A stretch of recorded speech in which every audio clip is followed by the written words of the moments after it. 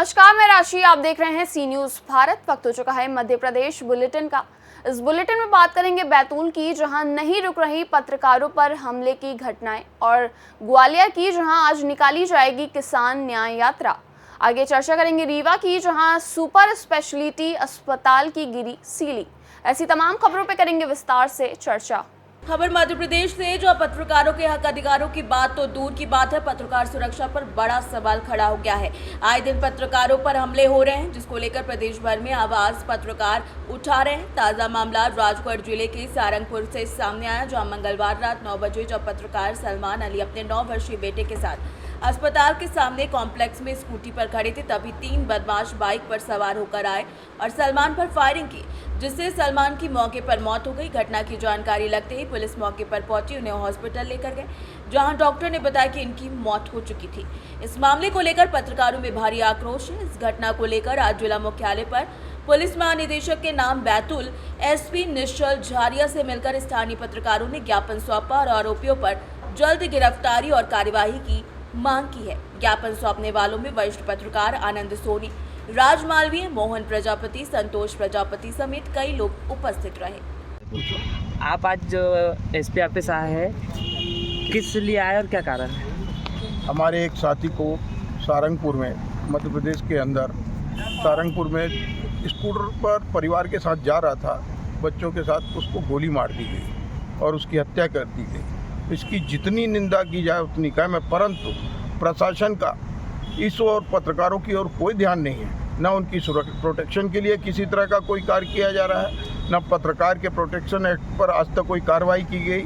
और आए दिन ये घटना हो रही है कि पत्रकारों को बीच बाजार में सरेआम गोली मार दिया जाता है। इसके साथ साथ सबसे बड़े आज हमारे साथ एक सबसे बड़ी मजबूरी यह है कि हमको बहुत ही कठिन परिस्थितियों में खबरों का संग्रहण करना पड़ता है, और पत्रकार भाई जाते हैं उस बीच में और उनके साथ ये घटनाएं होती हैं। मेरा प्रशासन से अनुरोध है कि सख्त से सख्त कार्रवाई और शीघ्र से शीघ्र की जाए और पत्रकारों के प्रोटेक्शन एक्ट पर विशेष ध्यान दिया जाए।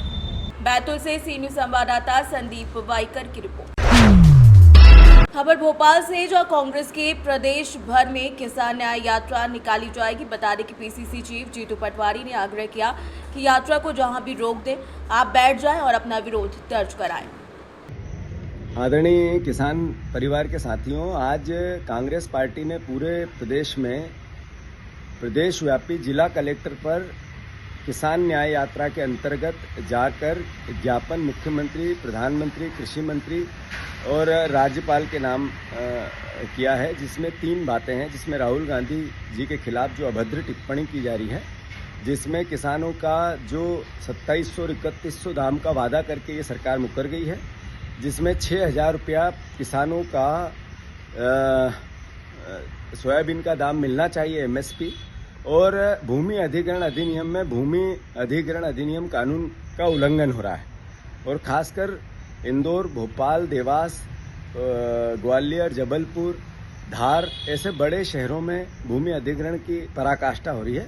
इन बातों को लेकर किसान अपनी बात कहेंगे। मेरा मुख्यमंत्री जी से आग्रह है, हमें प्रशासन की अनुमतियों के साथ हमने हर जगह आयोजन किए हैं। अगर ट्रैक्टर रोके जाते हैं, किसानों को रोका जाता है, तो ये अलोकतांत्रिक है। जो किसान परिवार के साथी जहां ट्रैक्टर रोके उसका वीडियो बनाओ और पब्लिक डोमेन में डालो, मुझे भी भेजो।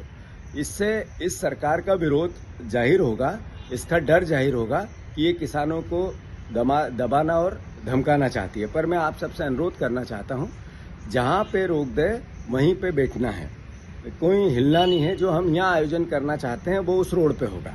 ये प्रशासन की गलती होगी। हमने तो जो प्रशासन ने रास्ता दिया उसी पे जाना है। तो मेरा फिर से आप सबसे आग्रह है कि कोई किसी प्रकार की हठधर्मिता, झगड़ा, पुलिस से विवाद, पुलिस कर्मचारी भी हमारे परिवार के हैं, कुछ नहीं होना चाहिए।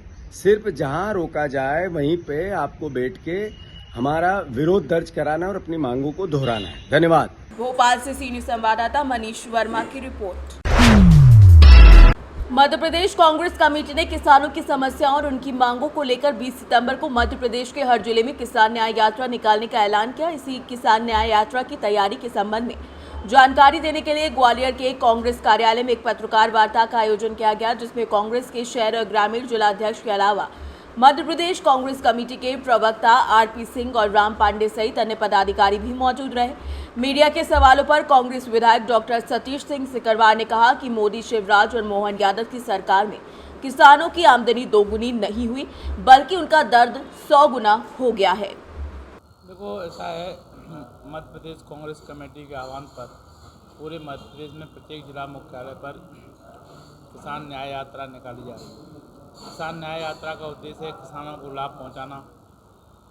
आज केंद्र की भारतीय जनता पार्टी हो की सरकार हो, मोदी जी के नेतृत्व में, चाहे मोहन यादव के नेतृत्व में मध्य प्रदेश की भारतीय जनता पार्टी की सरकार हो, ये लगातार किसानों को ठगने का काम, किसानों को बगड़ाने का काम, किसानों को परेशान करने का काम कर रही हैं। एक तरफ झूठ बोल के कि हम किसानों की आय दोगुनी करेंगे, किसानों की आय दोगुनी तो हुई नहीं।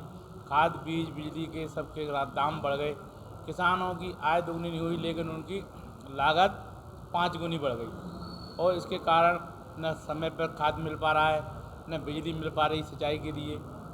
बिजली के दाम अनाप शनाप किसानों पर बिल आ रहे हैं। आज अन्नदाता, जिसको हम अन्नदाता कहते हैं, वो अन्नदाता आज आत्महत्या करने को मजबूर है सरकार की बेरुखी के कारण। सरकार लगातार उनको पैनिक करने का काम कर रही है, प्रताड़ित करने का काम कर रही है। किसानों के जख्मों पर नमक छिड़कने का काम मध्य प्रदेश की भारतीय जनता पार्टी की सरकार कर रही है। इसको लेकर कांग्रेस पार्टी सड़कों पर उतरेगी और उसका पहला उदाहरण कल यहाँ शहर जिला कांग्रेस कमेटी और ग्रामीण कांग्रेस कमेटी के माध्यम से किसानों के साथ बड़ी संख्या में रैली निकाली जाएगी। जो रैली फूलबाग मैदान से शुरू होगी, इंदिरागंज, जयेंद्रगंज और इंदिरागंज होते हुए हमारे वहाँ महाराज बाड़ा पहुँचेगी। महाराज बाड़ा से सराबे होते हुए वापस यहीं पर समापन होगा। ये पूरा कार्यक्रम है और प्रथम चरण में यह कार्यक्रम है।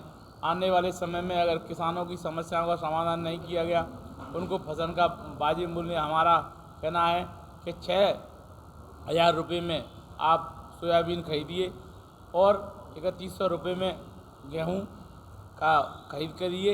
ये तमाम सारी मांगें हैं और समय पर उनको बिजली मिले, उनके ट्रांसफार्मर समय पर बदले जाएँ, जो किसान को 5 हॉर्स पावर तक की बिजली मुफ्त में दी जाए। तमाम मांगों को लेकर कांग्रेस पार्टी सड़कों पर उतरेगी, किसान न्याय अन्नदाता के लिए लड़ाई लड़ेगी। ग्वालियर से सी न्यूज संवाददाता शिवम सिंह चौहान की रिपोर्ट। खबर रीवा से, जहां सुपर स्पेशलिटी अस्पताल का मामला है, जहां बड़ी वारदात होने से बच गई। अस्पताल की सीलिंग अचानक टूटकर गिर गई। गनीमत रही कि इस हादसे में कोई जनहानि नहीं हुई। मौके पर मौजूद मरीज और परिजन इस दुर्घटना से बाल बाल बचे। आपको बता दें कि रीवा सुपर स्पेशलिटी अस्पताल में मरीज का हुजूम लगा रहता है। मरीजों के हिसाब से इस अस्पताल में डॉक्टर से लेकर अस्पताल की व्यवस्थाएं अन्य अस्पतालों की तुलना में अच्छी हैं। इन सारी सुविधाओं को देखते हुए अस्पताल में हमेशा भीड़ का माहौल बना रहता है। फिलहाल अस्पताल में बहुत बड़ी दुर्घटना होने से बची है। प्रशासन की टीम मौके पर पहुंचकर हादसे के कारणों की जांच कर रही है।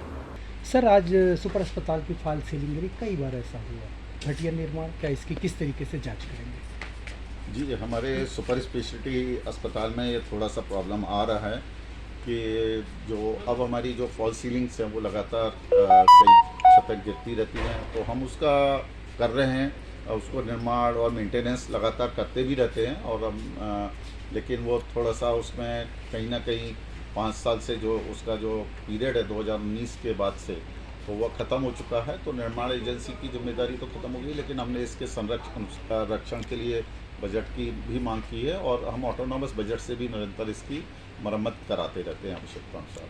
सर, डायलिसिस मशीन सुपर अस्पताल की इस समय ख़राब है, रिपेयरिंग का काम चल रहा है, कितने दिन हम रीस्टार्ट कर देंगे? बिल्कुल, डायलिसिस की मशीन का जो हमारा उसके लिए मेंटेनेंस का कार्य कर रहा है, केमिकल से डिसइंफेक्शन चल रहा है। और उसके बावजूद भी हमने इमरजेंसी की सेवाओं के लिए हमने 4 डायलिसिस मशीनें हमारी सुपर स्पेशलिटी में अभी चल रही है। SGMH में 2 मशीनें चल रही हैं। इमरजेंसी में या अन्य किसी कारणों से अगर हेमोडायलिसिस भी नहीं है तो पेरिटोनियल डायलिसिस की सुविधा है। तो मरीज़ों को ऐसी कोई परेशानी या कोई इमरजेंसी में कोई तकलीफ़ नहीं आने देंगे और 1-2 दिन में हमारी वो मेंटेनेंस का कार्य भी पूर्ण हो जाएगा, तो वो भी हमारी सुचारू रूप से बाकी मशीनें चल रहेंगी। रीवा से सी न्यूज संवाददाता अर्जुन तिवारी की रिपोर्ट। खबर शाजापुर से, जहां दिगंबर जैन समाज अकोदिया द्वारा पवित्र मास पर्युषण महापर्व के अंतर्गत इस क्षेत्र के सब्जी बाजार स्थित श्री दिगंबर जैन मंदिर में भगवान का अभिषेक और शांति धारा के आयोजन के उपरांत दोपहर में श्री जी को विमान में विराजित कर विशाल शोभा यात्रा निकाली गई। रथ यात्रा में महिलाएं गुलाबी परिधान और पुरुष वस्त्र धारण कर भजनों पर और नृत्य करते हुए नजर आए। भगवान महावीर के जयकारों के साथ शोभा यात्रा आगे बढ़ी, जो शहर के कई मार्गों से होकर गुजरी। साथ ही साथ इस दौरान सुरेश कुमार जैन, अनिल कुमार जैन, मनोज कुमार जैन, प्रकाश चंद्र जैन समेत कई लोग मौजूद रहे। कार्यक्रम के पश्चात सभी समाजजनों ने एक दूसरे को जाने अनजाने में हुई भूल के लिए उत्तम क्षमा मांगी और क्षमा किया। दिवसीय पर्यटन पर्व का समापन आज हुआ। आज समापन के पश्चात है जो चल समारोह निकला, श्री जी का चल समारोह निकला, और जिसमें अभिषेक पूजन सभी समाज के लोगों ने बढ़ चढ़ के भाग लिया। इसके बाद ये चल समारोह निकला और सर्वभोजी सभी भोजन किए। भगवान का अभिषेक हुए, पूजा पाठ हुई, उसके बाद में भोजन पूरे समाज का वात्सल्य भोज। सभी को 10 दिन के पर्युषण पर्व बहुत ही धूमधाम से मनाए गए और सभी ने बढ़ चढ़कर भाग लिया। और 10 दिन रात्रि में प्रवचन हुए 8 से 9 तक। 9 के बाद फिर सांस्कृतिक प्रोग्राम रोज़ाना नए नए तरीके से किए गए।